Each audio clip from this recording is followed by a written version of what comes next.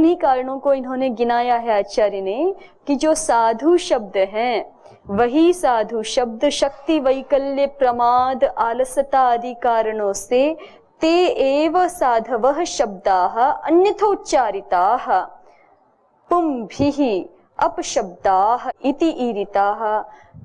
अन्वय देखिए, ते एव साधवः शब्दाः, वो साधु शब्द ही शक्ति वैकल्य प्रमाद आलसतादि भी कारणैः, शक्ति वैकल्य आलस्य और प्रमाद आदि कारणों से पुंभिः अन्यथा उच्चारिताः, मनुष्यों के द्वारा अन्यथा उच्चारित किए गए हुए। ठीक है, मनुष्यों ने उनका आलस्य आदि कारणों से अन्यथा उच्चारण किया, जैसा ठीक ठीक उच्चारण होना चाहिए था वैसा उच्चारण नहीं किया, तो अन्यथा उच्चारित वे शब्द ही क्या कहे जाते हैं? अपशब्दा इति ईरिताः, अपशब्दा इति कथिताः, ईरिताः इति कथिताः। स्मारयन्तश्च ते साधून्। अब ये तो एक बात हो गई कि असाधु शब्द कैसे बन जाते हैं। ठीक है, साधु शब्द ही हमारे शक्ति वैकल्य के कारण प्रमाद आलस्य के कारण अन्यथा उच्चरित होते हैं और फिर वो धीरे धीरे वैसे ही प्रचलित हो जाते हैं, तो फिर वही अपशब्द बन जाते हैं। ठीक, असाधु शब्द बन जाते हैं। अब कहते हैं स्मारयन्तश्च ते साधून् अर्थधी हेतवः स्मृताः। अब कोई अग्रिम प्रश्न करे कि इन अपशब्दों से भी हमें अर्थ का ज्ञान होता है कि नहीं होता है? जैसे कोई छोटा बालक है, वो रोटी को लोटी बोलता है ना, तो वो जो उसके द्वारा शब्द, छोटे बालक के द्वारा लोटी शब्द उच्चरित हो रहा है, वो अर्थ का बोधक होगा कि नहीं? तो कहा कि होगा। कैसे होगा? स्मारयन्तश्च ते साधून्, ते के ते अपशब्दाः, वे जो अपशब्द हैं वो साधून शब्दान स्मारयन्तः, वो लोटी शब्द सुन के हमें किसकी स्मृति आएगी कि ये रोटी कहना चाह रहा है। ठीक है, वो अपशब्द भी हमें साधु शब्द का स्मरण करा देगा। ते साधून स्मारयन्तः, ते अपशब्दाः साधून शब्दान स्मारयन्तः, वे अपशब्द साधु शब्दों का स्मरण कराते हुए अर्थधी हेतवः स्मृताः, अर्थधी के कारण कहे गए हैं, अर्थबोध के कारण कहे गए हैं। उनसे अर्थबोध होता है कि नहीं, ये प्रश्न पूछा था ना, तो कहा होता है, लेकिन सीधे सीधे वही वाचक बन गए हैं अर्थ के, ऐसा नहीं। प्रक्रिया है क्या? किसी भी व्यक्ति को असाधु शब्द सुनकर के तद विषयक साधु शब्द का स्मरण होता है और तद द्वारा वो असाधु शब्द भी क्या बन जाता है? अर्थबोध में कारण बन जाता है।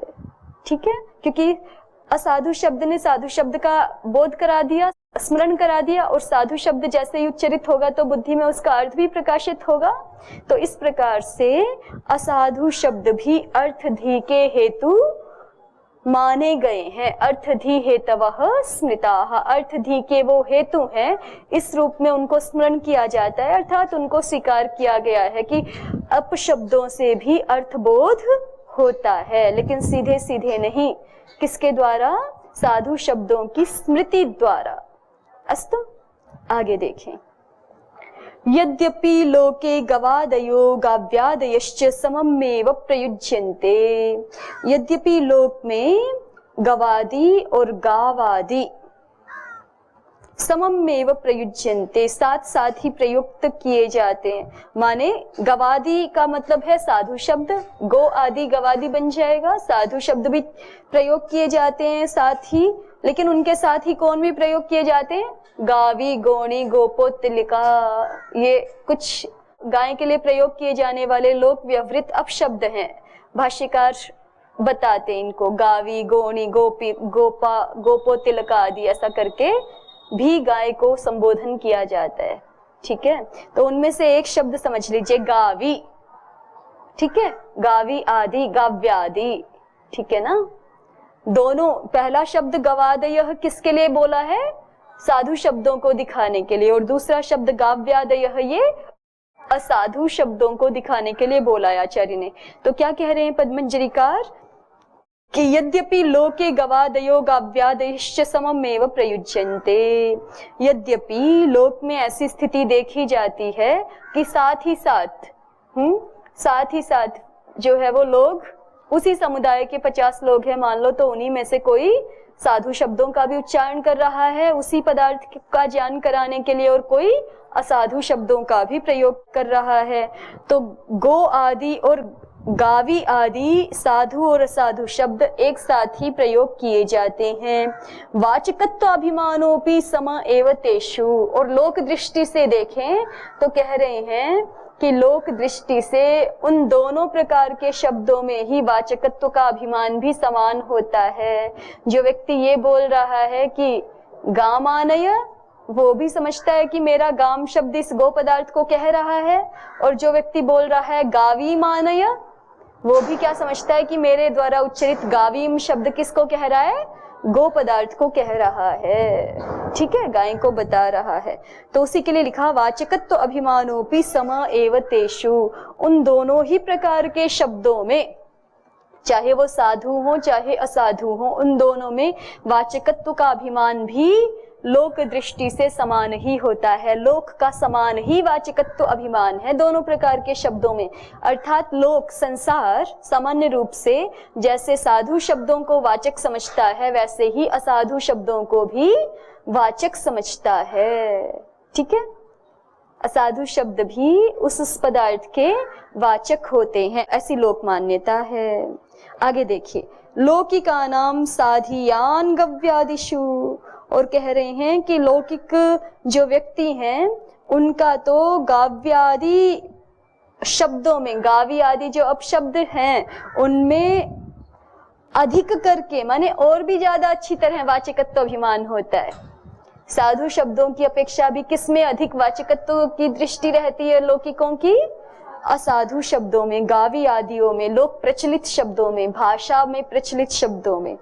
तथापि ऐसी लोक स्थिति होने पर भी गाव्यादयो अनादय साधवस, अब ये अपनी दृष्टि प्रस्तुत कर रहे हैं। अभी तक जो पद्मंजरीकार ने कहा वो लोक दृष्टि को सामने रख करके कहा कि लोक में कैसी मान्यता है, उसको बताया कि लोक में तो साधु असाधु शब्द दोनों ही प्रयोग किए जाते हैं एक साथ किसी भी अर्थ को बताने के लिए, और लोक का वाचकत्व अभिमान भी दोनों प्रकार के शब्दों में ही होता है। अर्थात लोक जो है वो दोनों प्रकार के शब्दों को ही, साधु हो चाहे असाधु हो, दोनों को ही तत्त पदार्थों का वाचक मानता है। अपितु उससे भी आगे बढ़कर के एक बात कह रहे हैं कि अपितु लोक की तो जो असाधु शब्द होते हैं उनमें अधिक उनका वाचकत्व का अभिमान रहता है। ठीक है, तो लोक व्यवहार तो इस प्रकार का है। फिर भी अब ये अपनी बात कह रहे हैं, वैयाकरणों की दृष्टि से जो बात इनको सिद्धांत रूप में प्रतीत होती है उसको बताते हैं। तथापि गवादयो अनादयः साधवः, फिर भी हम ऐसा ही कहेंगे कि गो आदि अनादि साधु शब्द हैं। त एव साक्षात वाचकाः, वैयाकरणों की दृष्टि से देखें तो साक्षात वाचक केवल वही है। ठीक है, अब दृष्टि भेद हो रहा है ना, क्योंकि ज्ञान का भेद हो रहा है, विचार का भेद हो रहा है, तो लोक दृष्टि अलग प्रकार की है, लेकिन व्याकरण शास्त्र में निपुण व्यक्ति अलग प्रकार का विचार रख रहे हैं इस संदर्भ में। उनकी दृष्टि में असाधु शब्द साक्षात वाचक नहीं है। साक्षात वाचक कौन है? अनादि रूप से प्रवर्तमान जो साधु शब्द हैं, गो आदि, वही तत्तदर्थों के साक्षात वाचक हैं। अस्तु, और जो असाधु शब्द हैं वो वाचक हैं कि नहीं? तो उनको ऊपर बताया था ना, स्मारयन्तश्च ते साधून अर्थधी हेतवः स्मृताः, कि वो भी अर्थबोध के कारण तो बन जाते हैं, अर्थबोध तो करा ही देते हैं, लेकिन साक्षात नहीं। किम पूर्वक? साधु शब्द स्मारण पूर्वक। ठीक है, तो वो साक्षात वाचक नहीं है। असाधु शब्द किसी भी अर्थ के साक्षात वाचक नहीं है। अस्तु, हाँ बोलिए, क्या पूछ रहे हैं देव स्मृति जी? यहाँ पे जो साधु और असाधु ये सभी को बता रहे हैं, वो अथ शब्दानुशासनम पढ़ा गया है इसलिए बता रहे हैं क्योंकि वहाँ शब्दों का ही अनुशासन हो रहा है, अर्थों का नहीं, इसलिए। नहीं तो उससे कैसे जोड़ रहे हो? क्योंकि यहाँ पे साधु और असाधु की बात हो रही है और शब्दों की जो अनंत काल से जो पहले से चलते आ रहे हैं। पर उसमें आपको फिर साथ में ये नहीं जोड़ना चाहिए ना कि अर्थों की बात नहीं हो रही, ऐसा मत बोलिए। अभी इसका कोई प्रसंग नहीं है कि अर्थों की बात नहीं हो रही, ये तो बात हो गई पहले ही उन्होंने बता दिया। शब्दानाम अनुशासनम ऐसा कहा है, इससे अर्थों की व्यावृत्ति हो गई कि अर्थों का अनुशासन नहीं कर रहे। ठीक है, किसका कर रहे हैं? केवल शब्दों का कर रहे हैं। अब आगे इस ये प्रकरण कैसे जुड़ेगा, इसको आप ऐसा कह सकते हैं कि शब्दों में भी कौन से शब्द भी लोक में जो है वो दो प्रकार के प्रचलित हैं। वैसे इस बात को पहले ही पद्मंजरीकार ने कह दिया है कि विविच्य ज्ञाप्यते, ये कहा है ना उन्होंने कि हम असाधु शब्दों से साधुओं को अलग करके साधुओं का ही अनुशासन करेंगे, असाधुओं को नहीं गिनाएंगे। ये इस साधु शब्द के ये लोक में असाधु शब्द प्रचलित हैं, ऐसे नहीं गिनाएंगे। साधु बता दिया, उसके अतिरिक्त अन्य सबको असाधु समझ लो। ठीक है, अर्थों से तो समझ ही जा रहे हैं। अर्थों से कैसे समझ जा रहे हैं? कि रोटी को अगर लोटी भी बोल रहे हैं फिर भी रोटी को ही कहा जा रहा है। ये तो हिंदी भाषा में समझ जा रहे हो ना, क्योंकि उससे परिचित हो। संस्कृत भाषा में कैसे समझ जाओगे बिना उसका व्याकरण जाने? देखिए आगे, तो अभी तक पद्मंजरीकार के अनुसार बात ये कही गई है कि वैयाकरणों के अनुसार साक्षात वाचक साधु शब्द ही होते हैं। ठीक है, असाधु शब्द परंपरा से अर्थ बोध करा सकते हैं लेकिन साक्षात वाचक नहीं है। और लोक के अनुसार तो साधु शब्द भी वाचक हैं, असाधु शब्द भी वाचक हैं, ऐसी लोक मान्यता है। चलिए आगे देखते हैं। गाव्यादयस्तु बालादिभिर अशक्त्यादिना गवाद्युच्चारण इच्छयैव तथा तथा उच्चार्यन्ते। अब इन्होंने अपनी बात कही ना कि गो आदि जो साधु शब्द हैं वही साक्षात वाचक हैं, तो फिर प्रश्न उठेगा कि गावी आदि शब्द कहाँ से आ गए, फिर वो लोग प्रचलित कैसे हो गए? जब गो आदि अनादि साधु शब्द हैं तो सारा लोग उन्हीं साधु शब्दों का ही व्यवहार क्यों नहीं करता है? गावी आदि शब्द कहाँ से आ गए?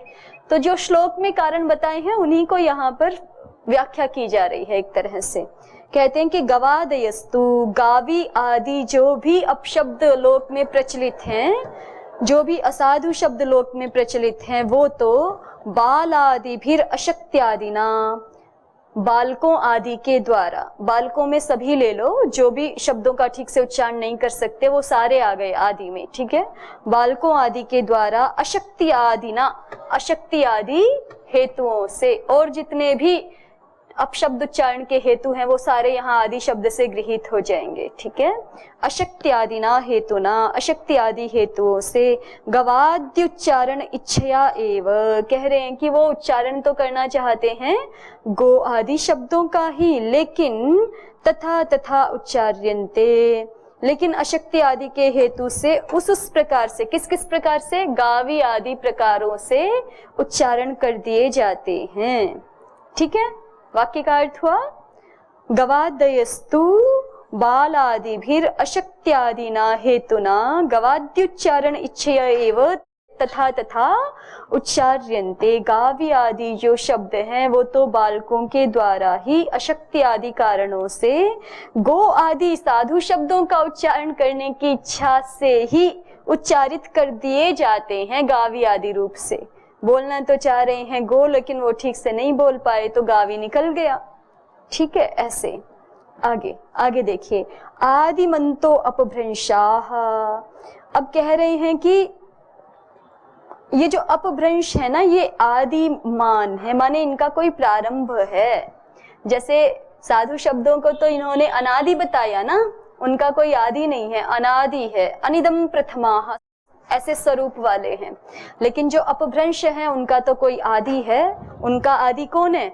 साधु शब्द ही उनका आदि है। ठीक है, उसी को उच्चारण की इच्छा से तो वो गावी बोला गया। ठीक है, तो उनका कोई ना कोई क्या है? आदि है, अर्थात वो शब्द अनादि नहीं है, नित्य नहीं है, अनित्य है। आदिमंतो अपभ्रंशः, जितने भी अपभ्रंश शब्द हैं वो आदिमान हैं, वो प्रारंभ वाले हैं, किसी ना किसी काल विशेष में वो आविर्भूत होते हैं, अनित्य हैं। तेच स्वयं अवाचका अपि, अब ये वैयाकरणों ने अपनी दृष्टि प्रस्तुत कर दी है कि हमारी दृष्टि में वो अपभ्रंश शब्द स्वयं वाचक नहीं है। ठीक है, स्वयं वाचक नहीं है। ते च स्वयं अवाचका अपि, लेकिन वे स्वयं अवाचक होते हुए भी प्रथमम गवादि शब्द स्मरण द्वारेण, पहले क्या करते हैं, गो आदि साधु शब्दों का स्मरण कराते हैं। ठीक है, प्रथमम पहले, गवादि शब्द स्मरण द्वारेण, गवादि शब्द के स्मरण के माध्यम से, अर्थ धियम जनयंती, अर्थ बुद्धि को, अर्थ बोध को उत्पन्न कर देते हैं। ते च स्वयं अवाचकापि प्रथमम गवादि स्मरण द्वारेण अर्थधियम जनयंती। ये बात स्पष्ट हो गई। वैयाकरणों के मत से अपभ्रंश शब्द अनित्य है, आदिमान है, अनादि नहीं है। ते च स्वयं अवाचकः अपि, और वैयाकरणों की दृष्टि से वो शब्द के साक्षात वाचक भी नहीं है, वाचक ना होते हुए भी अर्थ का बोध करा देंगे। कैसे? क्योंकि असाधु शब्दों में भी इतना सामर्थ्य है कि वो हमें साधु शब्दों का स्मरण करा देते हैं, और तद्वारक माने सीधे सीधे तो अर्थ तक नहीं पहुंच रहे, लेकिन वो साधु शब्दों तक पहुंच गए और साधु शब्दों से फिर अर्थ ज्ञान हो गया। तो इस प्रकार से असाधु शब्द भी, अपभ्रंश शब्द भी अर्थबोध का कारण बन जाते हैं। आगे देखिए, ये च तत्रैव प्रथमे व्यवहारे व्युत्पाद्यन्ते तेषां गवादिवत् तेष्वेव वाचकत्व अभिमानः एवं तन्मूलानाम् अपि। ये च तत्रैव प्रथमे व्यवहारे व्युत्पाद्यन्ते, ये च जो शब्द, तत्रैव, तत्रैव माने उसी अर्थ को कहने के लिए, जैसे अभी गो अर्थ की बात चल रही है ना, गाय इस पदार्थ की बात चल रही है, तो गाय इस अर्थ को कहने के लिए प्रथमे व्यवहारे उत्पाद्यन्ते, प्रथम व्यवहार में व्युत्पन्न किए जाते हैं शब्द। तेषां गवादिवत् तेष्वेव वाचकत्व अभिमानः, उनका गवादिवत्, गवादियों के समान, गो आदि साधु शब्दों के समान, तेष्वेव वाचकत्व अभिमानः,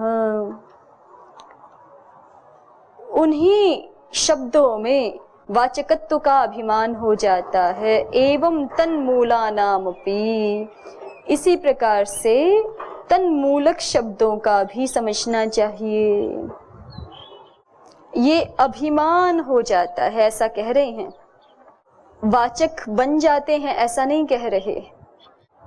इस वाक्य का अर्थ, अभिप्राय ऐसा समझना चाहिए, ये च तत्रैव प्रथमे व्यवहारे व्युत्पाद्यन्ते।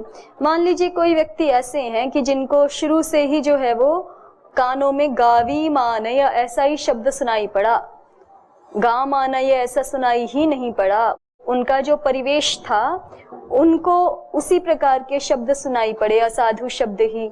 तो उनके प्राथमिक व्यवहार से ही उनके बुद्धि में क्या है, उस गो पदार्थ को कहने के लिए शब्द क्या है, गावी ही है।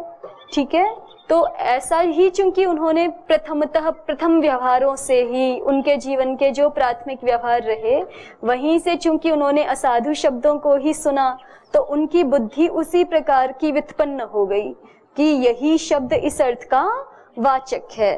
तो ये च तत्रैव प्रथमे व्यवहारे व्युत्पाद्यन्ते, ये जनाः तत्रैव तेषु अर्थेषु प्रथमे व्यवहारे उत्पाद्यन्ते तेषां गवादिवत् तेष्वेव वाचकत्व अभिमानः, उनका उन्हीं गावी आदि शब्दों में ही वाचकत्व अभिमान हो जाता है।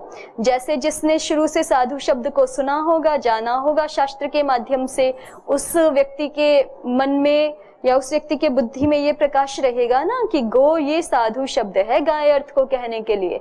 ऐसे ही जिन बालकों को पहले से यही सिखाया गया कि गावी मानय, उनके मन में क्या स्थिति बन जाती है कि वो गावी आदि शब्दों को ही तत्त पदार्थों का वाचक समझने लगते हैं। ऐसा उनमें वाचकत्व तो अभिमान हो जाता है।